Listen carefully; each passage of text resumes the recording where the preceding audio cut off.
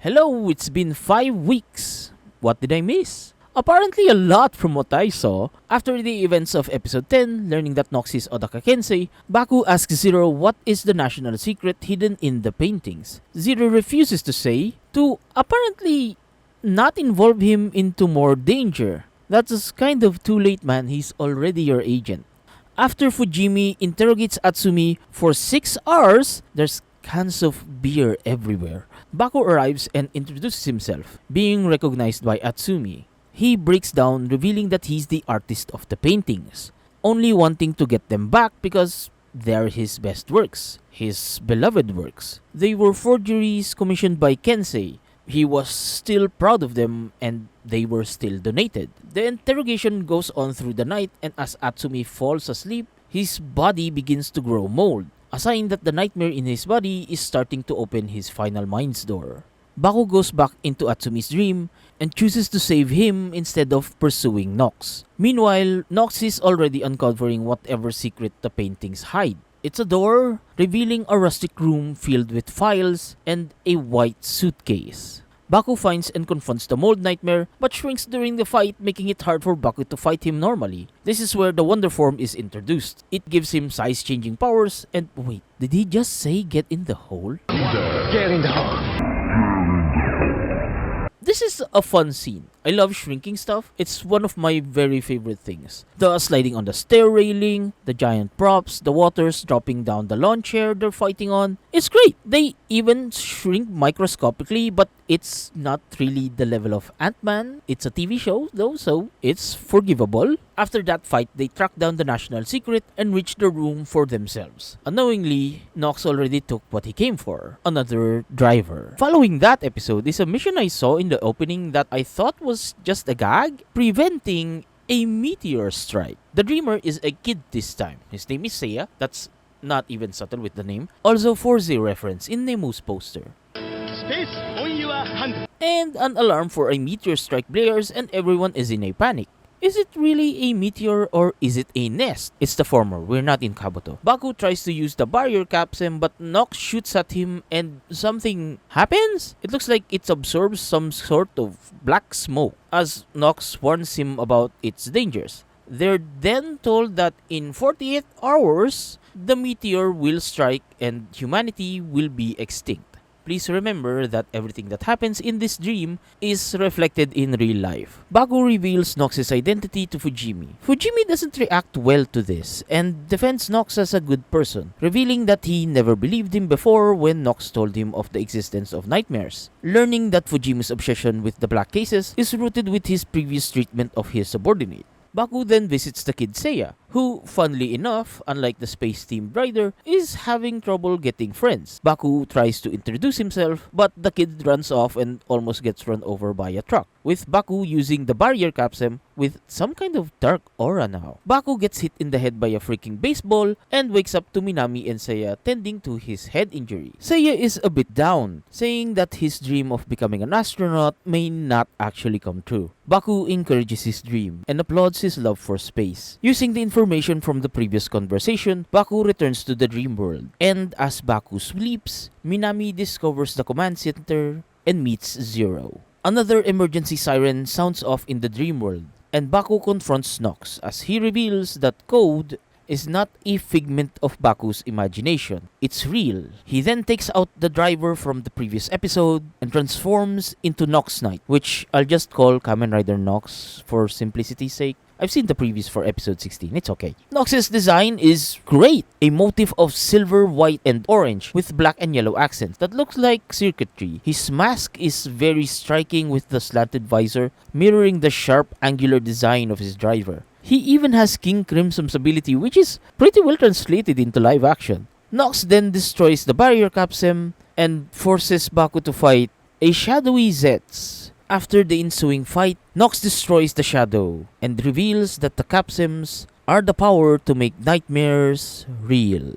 After this revelation, Baku is completely defeated by Nox, with Nox erasing his ability to transform, turning all of his capsules blank. His disappointment with himself wakes him up, and the damage to the Space Research Center is replicated in the waking world. Baku's sulking even ends up in an argument with Fujimi that temporarily halts their partnership. In the previous episode, he was already on edge, with the threat of the meteor, this feeling of distress preventing him from getting new capsims. Zero mentioning that since the command center manifested from his mind, it reflects his mental state. Feeling a bit lost, Baku decides to accept a call from Seiya. A talk with their interests sparks light with Baku, with the boy returning the words that inspired him back to Baku. A walk back to Seiya's home reveals that their family business had to close because of his father's falling ill. The reason for Seiya's nightmare destroying the space research facilities, reflecting his willingness to surrender his dreams so that he doesn't become a burden to his troubled parents. And holy shit, the meteor transformed! Baku, emboldened and determined, returns to the command center and receives a new capsim, Gravity. He uses this new form to confront Nox. Missed opportunity though. I thought he was going to throw him into the meteor.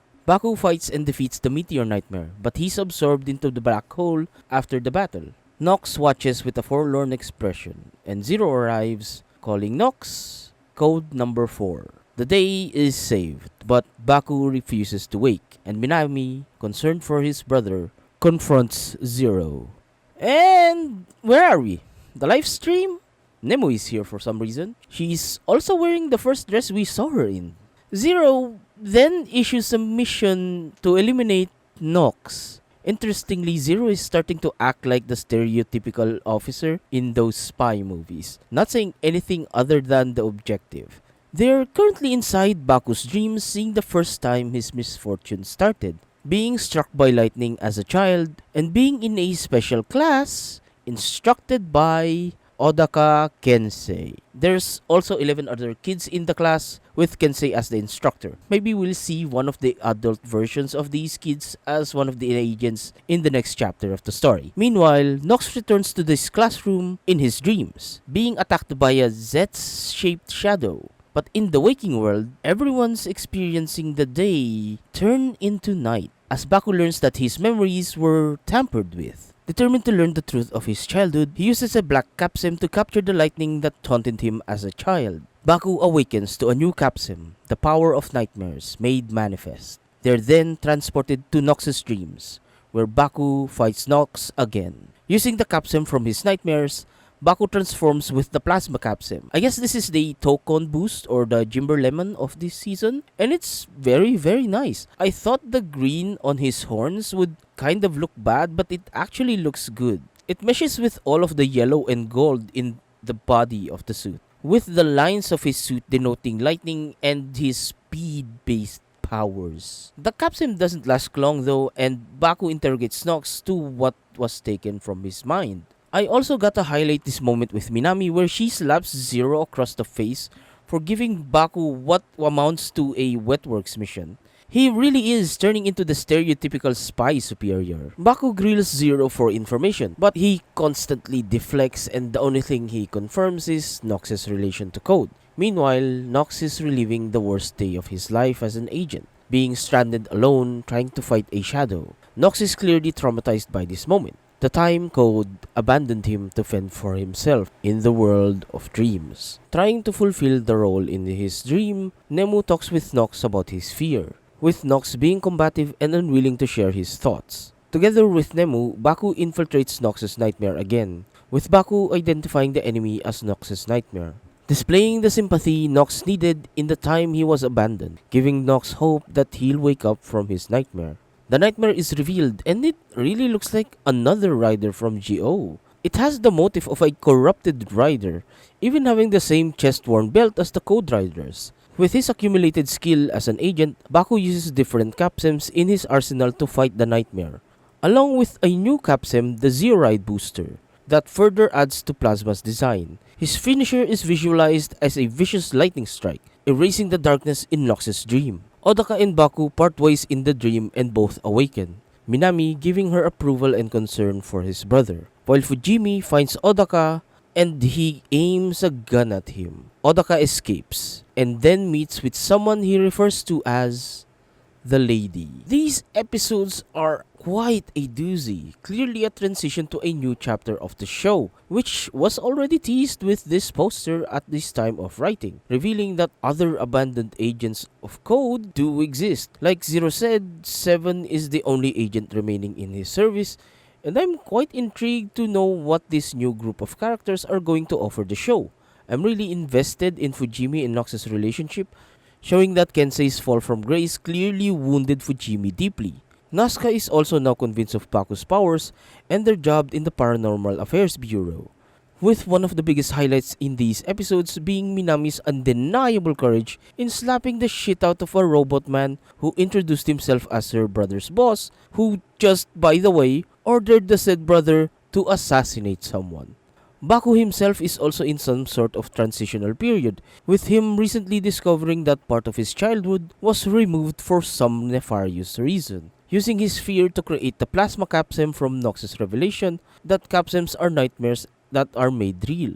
The form booster plasma is actually looking more of an incomplete superform more than anything. The base plasma form I feel is more balanced design, and the extra elements from Booster's arms and legs and face makes the chest area of the suit kind of bare. I also love how Baku was able to circumvent Zero's objective, electing to destroy the nightmare infesting Nox's dreams, rather than Nox himself. We're also now aware of the group that Nox is in, which means they also have Nemu's body. And what other abilities Nemu actually has, no one knows yet. We really have a lot to look out for in the coming weeks, and I'm pretty excited myself. For now, do YouTube things. See you all on the next one.